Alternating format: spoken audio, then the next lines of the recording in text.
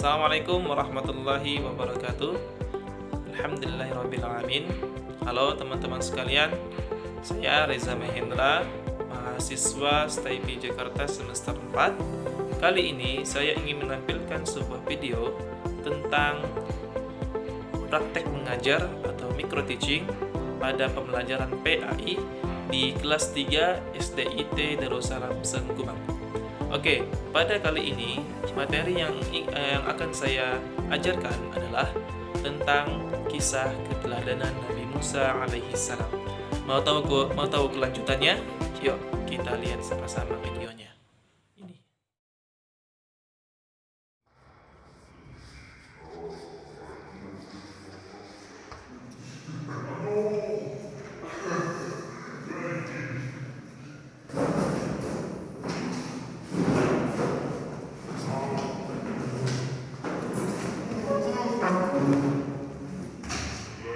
Assalamualaikum warahmatullahi wabarakatuh. Waalaikumsalam warahmatullahi wabarakatuh. Selamat pagi anak-anak. Pagi Pak Guru. Apa kabar kalian semuanya? Baik, alhamdulillah, luar biasa. Allahu Akbar. Masya Allah, pada semangat ya. Oke anak-anak, alhamdulillah ya. Puji syukur kita panjatkan kehadirat Allah Subhanahu wa Ta'ala yang telah memberikan kenikmatan kepada kita, nikmat sehat, nikmat apa lagi? Nikmat berjalan, nikmat kita bisa sekolah di sini. Oke. Yang kedua, salawat dan salam selalu kita curahkan kepada baginda kita siapa? Nabi Muhammad sallallahu alaihi wasallam. Ya. Kemudian kepada keluarganya, para sahabatnya, dan para pengikutnya hingga akhir Zaman. Oke, baiklah anak-anak. Sebelum pembelajaran kita pada pagi hari ini dimulai, alangkah baiknya mari kita sama-sama berdoa kepada Allah.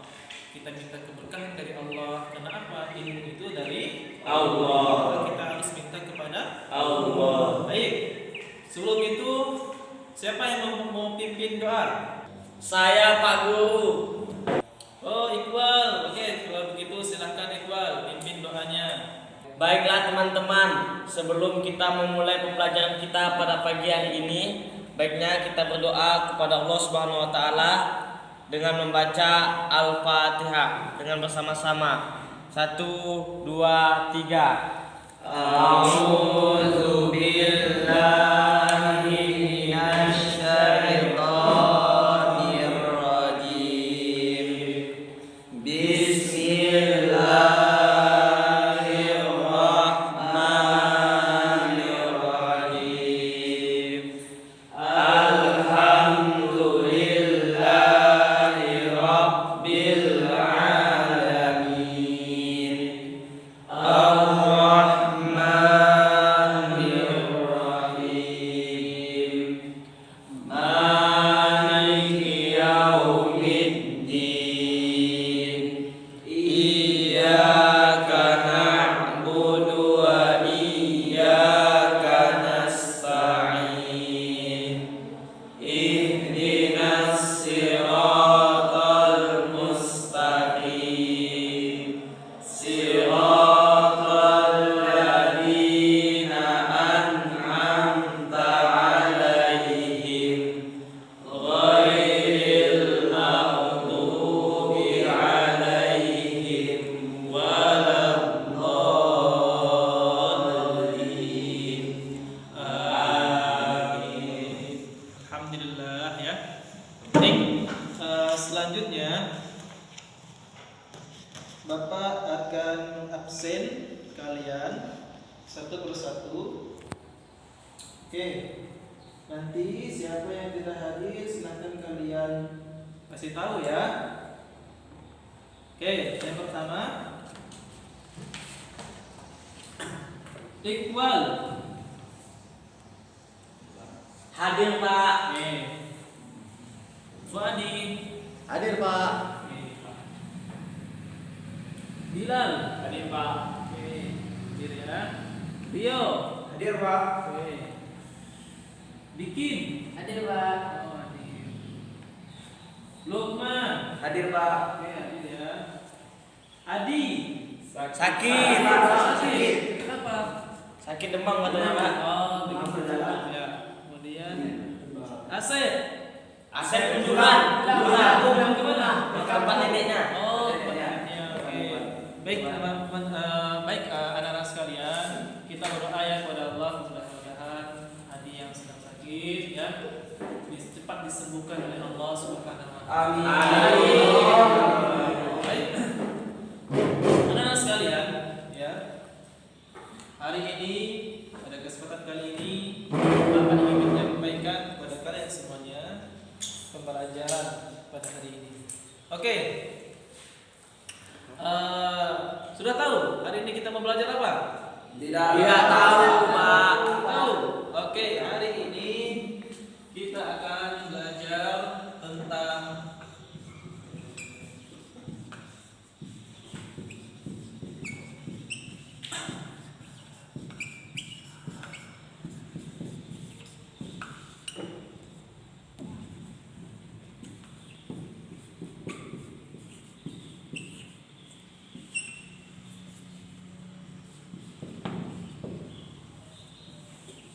Oke, apa ini?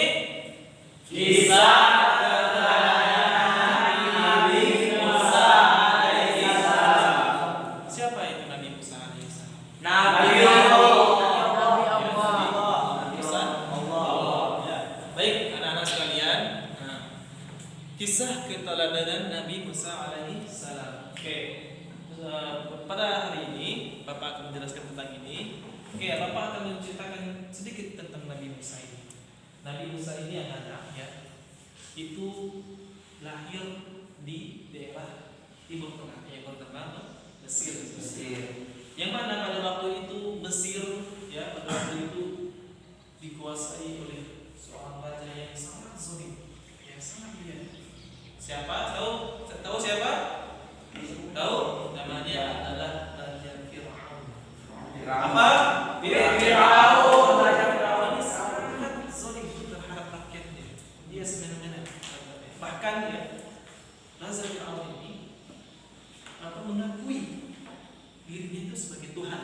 Bayangkan ya, sebagai Tuhan. Sungguh tidak bermoral dan tidak pantas dan kiri. Ya. Kemudian pada dulu ceritanya ketika Nabi Musa kecil, ya, kemudian ada keputusan dari kerajaan Fir'aun bahwasanya pada waktu itu Fir'aun bermimpi. Apa mimpinya? Bahwasanya akan ada lahir seorang anak yang akan menggeser tahtanya dari kerajaan Mesir. Ya.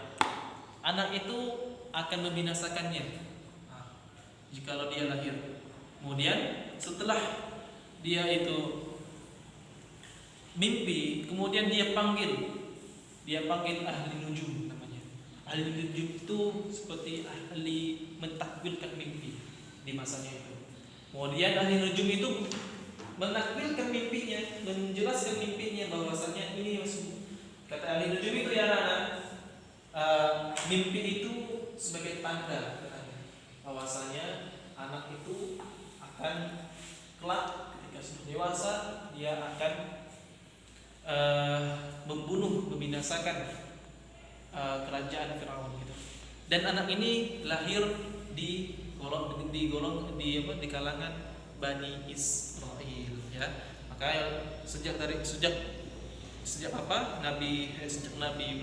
sejak Raja Fir'aun itu mimpi, kemudian dia memerintahkan kepada pengawalnya, kepada tentaranya, barang siapa yang seorang ibu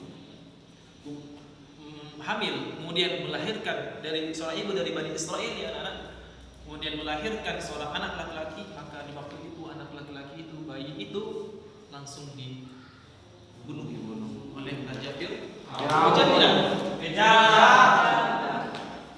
Itulah raja yang paling kejam. Ya. Oleh karena itu ya, setelah mendengar berita dari kerajaan, kemudian terdengarlah berita itu ke ibunya Nabi Musa. Saat itu telah lahirlah Nabi Musa kan, kemudian ibunya mendengar berita itu, kemudian ibunya gelisah berpikiran bagaimana caranya itu. Kemudian datang berita, ya datang berita ataupun ibunya mendapatkan ilham dari Allah Subhanahu wa taala. Apa ilhamnya? Allah memerintahkan kepada ibunya untuk meletakkan Nabi Musa ke dalam sebuah peti. Ya. Kemudian Nabi Musa dihanyutkan di Sungai Nil. Ya, di Sungai Nil. Lalu setelah mendapatkan ilham dari Allah, kemudian ibu Nabi Musa itu langsung melaksanakan apa yang diminta oleh Allah. Dia membuat sebuah peti, kemudian diletakkan bayi Nabi Musa kecil di peti itu, dihanyutkan di Sungai Nil. Kemudian setelah Nabi Musa kecil itu dihanyutkan di Sungai Nil, ya, dengan izin Allah dan Allah Maha Kuasanya, ya, Nabi Musa kecil ditemukan oleh istri Fir'aun. Ya. Tahu tak siapa nama istri Fir'aun? Tidak tahu. Nama istri Fir'aun adalah Siti Asia. Siapa? Siti Asia. Ya, Siti Asia. Kemudian diambillah bayi Nabi Musa itu kan di sebuah peti di Sungai Nil. Kemudian ditemukan oleh istri Fir'aun. Kemudian istri Fir'aun membawa bayi itu ke istana dan bilang kepada siapa? Fir'aun. Ya, waktu itu. Kemudian istrinya bilang, saya ingin merawat anak ini. Kemudian si Fir'aun tuh bilang, kenapa? Apa katanya kan? Istilahnya seperti itu ya. Kenapa bunuh si anak itu? Kemudian Siti Asia itu istrinya Fir'aun bilang, jangan kau bunuh anak ini. Saya ingin memeliharanya, ingin merawatnya hingga gede, ingin menjadikannya seorang anak, kata Siti Asia. Melihat penjelasan dari mendengar penjelasan dari istrinya Siti Asia, si Fir'aun pun langsung menyetujui menerima bayi kecil Nabi Musa itu. Singkat cerita, ya, pada satu hari bayi Nabi Musa menangis karena kelaparan, karena sudah lama tidak disusui, ya, kelaparan, tidak disusui, karena sudah lama tidak disusui, bingung. Istrinya Fir'aun, Siti Asia itu bingung. Terus dipanggillah pengawalnya, disuruh mencari ibu susuan ke mana? Ke luar istana. Kemudian berita itu sampai ke telinga ibu Nabi Musa. Kemudian datanglah seorang perempuan ke istana, ya, yang bernama Yakubat. Ya, Yakubat. Yang bernama Yakubat. Oke. Perempuan ini ternyata adalah ibu Nabi Musa. Begitulah, ya, bagaimana kekuasaan Allah. Kenapa? Orang yang sabar, orang yang baik pasti dijaga oleh Allah. Makanya siapa yang mau jadi baik? Saya. Kita semuanya harus menjadi orang baik. Kenapa? Karena orang baik itu pasti disayang oleh Allah. Gitu, ya. Singkat cerita, ya, Nabi Musa kemudian dirawat oleh ibunya, disusui oleh ibunya, dan dirawat juga oleh istri Fir'aun hingga besar. Sehingga pada umur 18 tahun, ya, Nabi Musa keluar dari sana, ya, merantau, istilahnya itu, merantau ke sebuah pedesaan yang bernama kota Madinah. Di situ Nabi Musa bertemu dengan dua orang perempuan, ya, yang sedang memberikan minuman kepada ternaknya.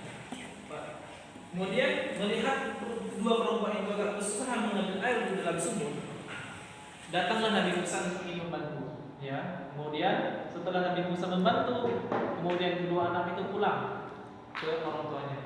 Tahu saya orang tua tadi kedua anak itu?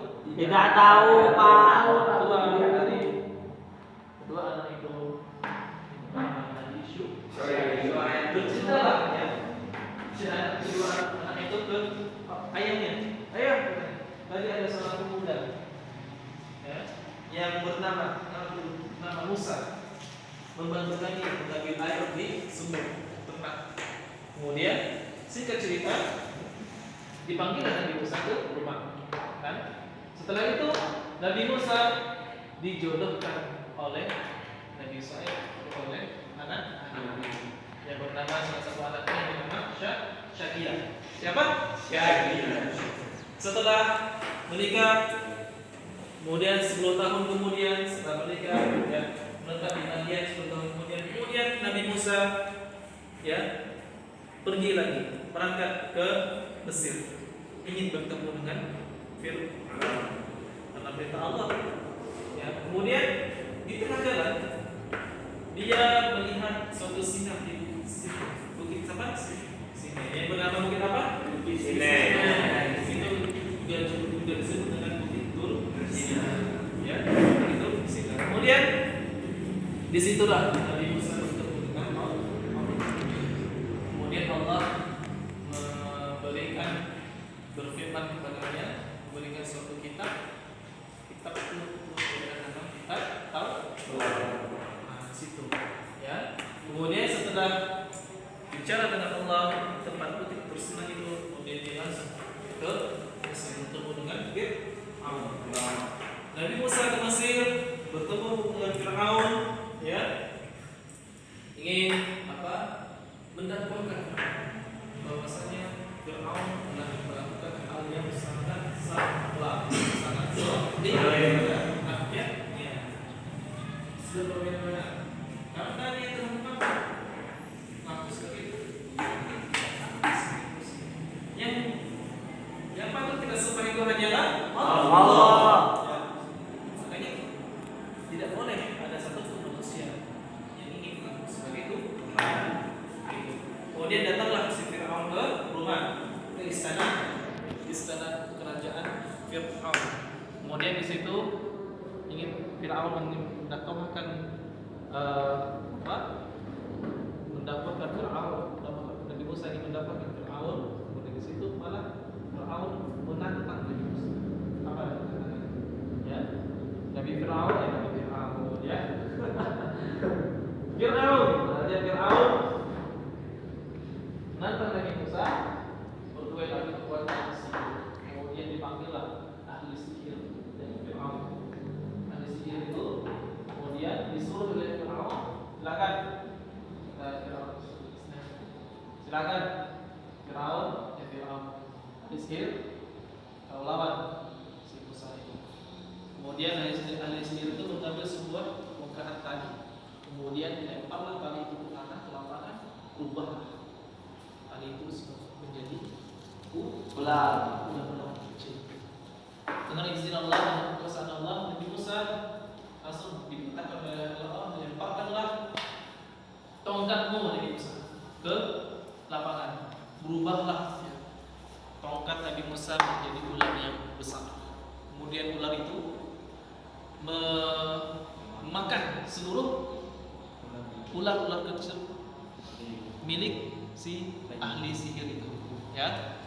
Oleh karena itu ya, Masya Allah kekuasaan Allah ya, itu salah satu mukjizat Nabi Musa yang bisa mengubah tongkat menjadi ular. Baik, oke, nanti kalian harus perhatikan cinta Bapak. Nanti Bapak akan tanya satu-satu ya, gimana jelasan Bapak. Kemudian setelah itu setelah ular itu makan ular-ular kecil oleh ahli sihir Nabi Fir'aun ya, oleh Fir'aun. Kemudian masih tidak percaya juga Fir'aun dengan mukjizat Nabi Musa itu ya, masih mengaku sombong ya kepada Nabi Musa, tidak mau berubah. Oke.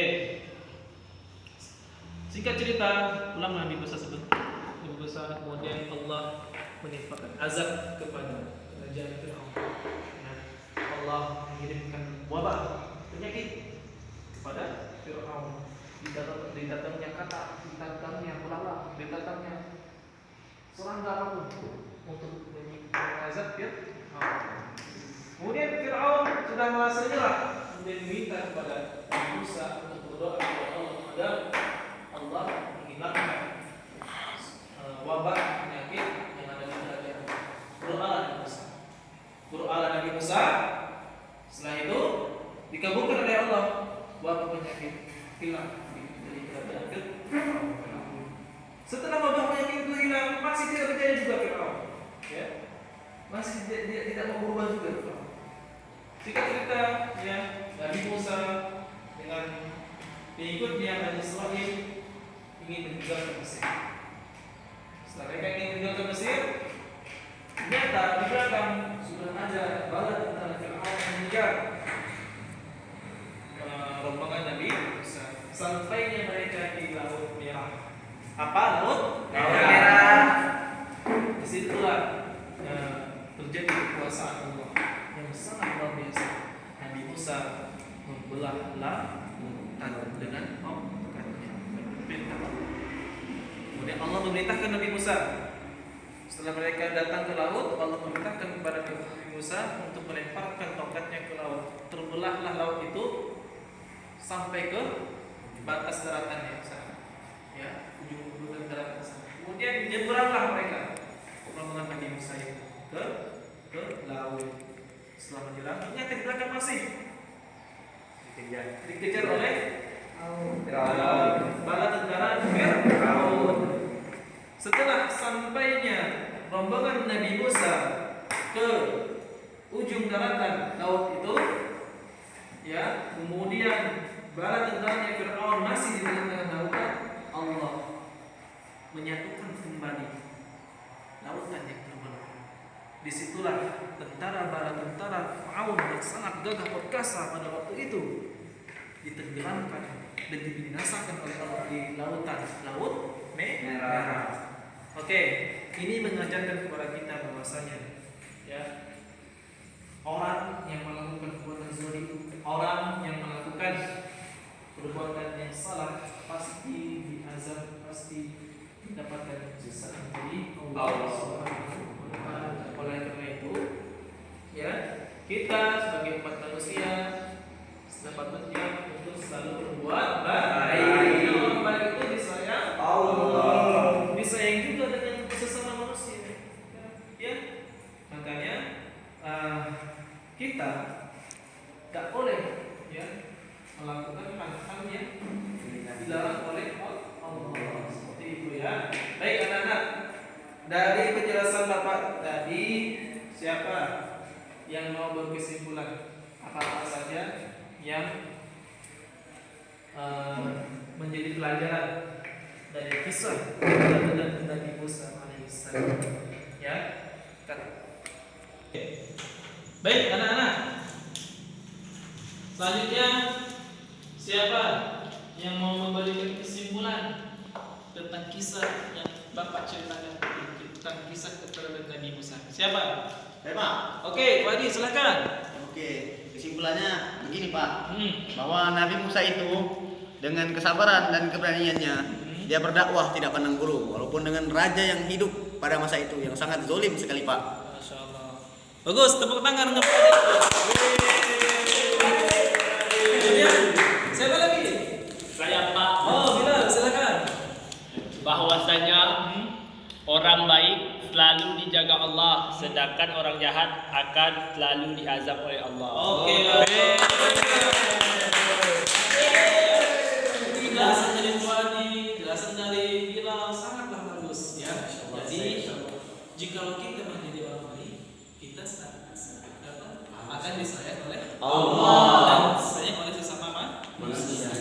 Kalau kita menjadi orang jahat, maka Allah akan menimpakan siksaan dan azab kepada kita. Kalau kita menjadi orang jahat, makanya tenangkan dalam hati kita agar kita selalu berbuat Kemudian kata Pak Hadi tadi keberanian dan apa tadi keberanian dan kesabaran.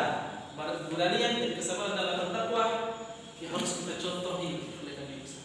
Karena apa? Setiap kita ini wajib berdakwah kepada teman-teman kita dan keluarga kita, ya kita wajib berdakwah walaupun satu ya. Kalau nggak kenal gimana Pak? Kalau nggak kenal, Nggak apa-apa. didakwahi. Aja. Kalau kita melihat hal yang salah, maka harus kita tegur. Apa kata Nabi? Ya, jikalau kalian melihat suatu kemungkaran, maka cegah dengan tangan. Kemudian kalau nggak bisa dengan tangan, dengan lisan. Kemudian kalau tidak bisa dengan lisan, dengan Membenci. Tapi ya dengan hati itulah semakin iman. Baik anak-anak ya. Alhamdulillah tadi kita sudah mendengar ya mendengar cerita tentang Nabi Musa. Ingat ya anak, Nabi Musa menyampaikan kepada kita ya bahwasanya kesabaran, keberanian, tanggung jawab, disiplin dan kerjasama itu sangatlah penting bagi kehidupan kita. Maka kita harus ambil teladan dan hikmah dari keteladanan dari kisah Nabi Musa. Baik, kan?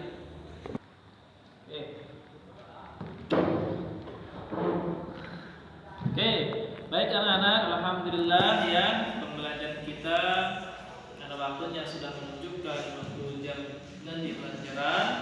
Kita sampai di sini dulu. Ingat pesan dari Ustaz dari Abang, dari Bapak ya,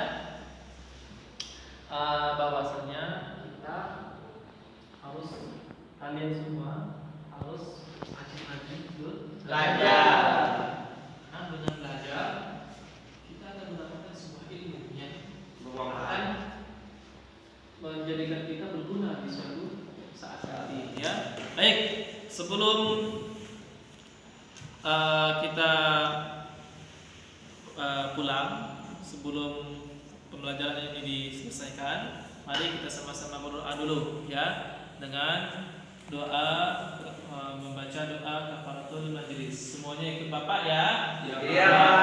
Bismillahirrahmanirrahim. Bismillahirrahmanirrahim. Subhanakallahumma wa bihamdika. Subhanallahumma wa bihamdika. Asyhadu an la ilaha illa anta. Asyhadu an la ilaha illa anta. Astaghfiruka. Astaghfiruka. Atubu ilaik. Wa atubu ilaik. Alhamdulillah. Baik anak sekalian ya, Bapak meminta maaf jika banyak kekurangan dari pengajaran Bapak. Pak akhiri ya. Assalamualaikum warahmatullahi wabarakatuh. Waalaikumsalam warahmatullahi wabarakatuh. Audio Jungle.